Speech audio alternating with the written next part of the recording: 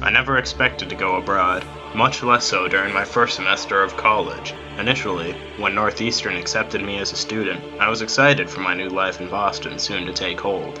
Upon further inspection, I saw I was granted the opportunity to go abroad. Naturally, it made me slightly uncomfortable being so far away from my home. My name is Andrew Winter. This is the tale of my experience in Ireland.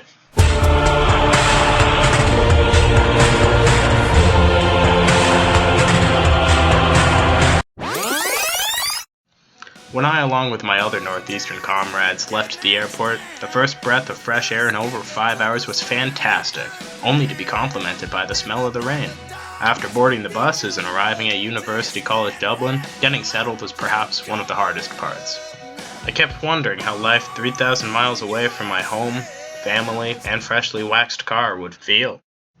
But before we jump ahead, let's talk a little bit about the college life. I began to dedicate my invaluable time with a couple of nice modern gentlemen, destined to become great partners in crime. I quickly realized it isn't rocket science adjusting to college, despite being abroad. All the academics immediately began, and I had fantastic instructors. I learned that studies are not as overbearing as long as you stay on top of your assignments. Right then, beyond just the studious life came travel, whether 10 minutes into Dublin City or weekend adventures all around Ireland. Our tour guide for the city in the first week, Matthew, did an excellent job making people in our group uncomfortably sing in front of each other. Matthew took my friends and I to the Longstone, which had an amazing atmosphere. Somehow, events transpired where Matthew's friend obtained my sweatshirt and Matthew wore one of my shoes. This really is Ireland in a nutshell. For weekend getaways, starting with Trim Castle, we saw Ireland's true beauty. Then we went to Galway, where we saw the Cliffs of Moher, Ireland's iconic natural wonder. Also, there were some rocky cliffs we stopped at before that, and nobody managed to fall off the cliff that day. Then there were the Aran Islands, where you could buy fancy pants sweaters or go hardcore biking in the rain and salty winds.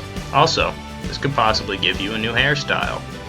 The Giant's Causeway speaks for itself, with its famous hexagonal rocks and equally deadly cliffs. During our adventures into the Misty Mountains, like in Sligo, we climbed into caves, crawled into many tombs perhaps forgotten over the ages, and saw many sheep. But now it's time to talk about something aside from all of this. Service learning.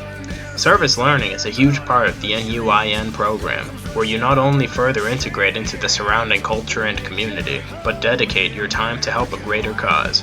The service learning I took part in was called Fighting Words, where we have classes come in and not only initially create, but write fictitious stories. This has been done for the benefit of elementary-aged children along with teenagers. This not only helps people overcome language barriers, but inspires something that is today, arguably, long forgotten: creativity. This experience alone taught me a lot about Irish culture, such as that many Irish people are very interested in Americans and are extremely friendly. Secondly, that people are not so different as one would expect in a foreign country. For example, the fact that all of the children act the same here as they would in America: energetic, talkative, and curious.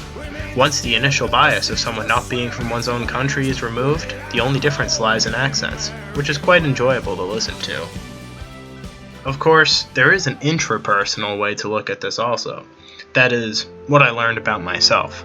I've seen how quickly and easily judgments can be made, how hard it can be to meet new people outside of an early established friend group, and ultimately, how adventurous I can be, whether entering Stone Age tombs, hiking mountains, or trekking all around Dublin.